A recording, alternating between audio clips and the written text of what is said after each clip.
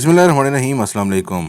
आपने हमारे आज़ाद कश्मीर के चश्मों में, यानी जिनको हम नावन कहते हैं, इनमें मेंढक तो देखे होंगे, और ये पोस्ट भी आपके सामने है जिसमें बताया जा रहा है कि कैसे मेंढक दूध को ख़राब होने से बचाते थे। बहरहाल ये वो मेंढक नहीं हैं जो गवाले के दूध में से निकला करते थे, ये मेंढक वो हैं जो दूध को ख़राब होने से बचाते थे।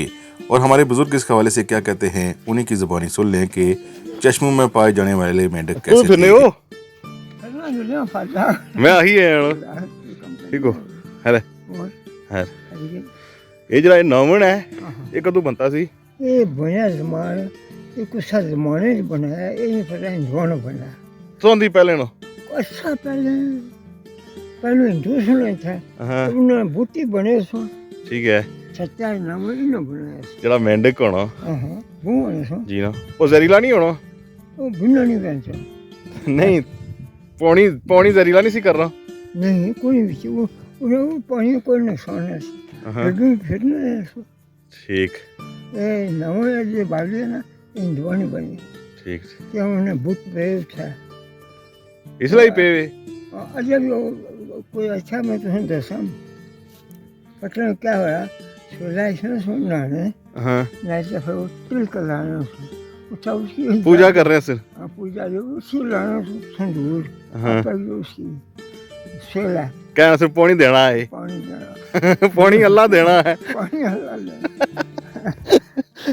पानी अल्लाह देना सब हिंदू हो सकता सही बाद में चलो जे तकने नावने की भी ना दसने बंदे बुंजे हैं बुला नावन नहीं हम बुला अपना हम बनाए ब्याही इसने अब्दुल्ला ने दादे बनवाया सी जरा अपर ला जरा न्याला तो बुला था या बड़ा बुना पाना उसी तक एक पढ़ी लगी आहे तक चश्मे की जन्म जाने से पहले आप देख लें कि पूरे का पूरा केलों का गुच्छा लगा हुआ है। ये अभी कच्चे केले हैं। बहरहाल यहाँ केले कसरत में पाए जा रहे हैं। अब उस नावन यानी चश्मे की तरफ हम पहुँच चुके हैं और आप चश्मे के हाल हवाल देख सकते हैं कि पानी किस तरह जारी सारी और गिर रहा है। चलता पानी वैसे भी सेहत के लिए अच्छा होता है, लेकिन आप इस पानी की शफाफियत को देख लें कि कितना शफाफ है कि आप देख सकते हैं कि नीचे तक नज़र आ रहे हैं पत्थर, बिल्कुल साफ़ और शफाफ पानी है। और इससे पहले जब हमारे गांव में कोई भी सोर्स नहीं था पानी का, तो सारा गांव यहां से लेकर ही पानी जाता था और सेहतमंद भी था।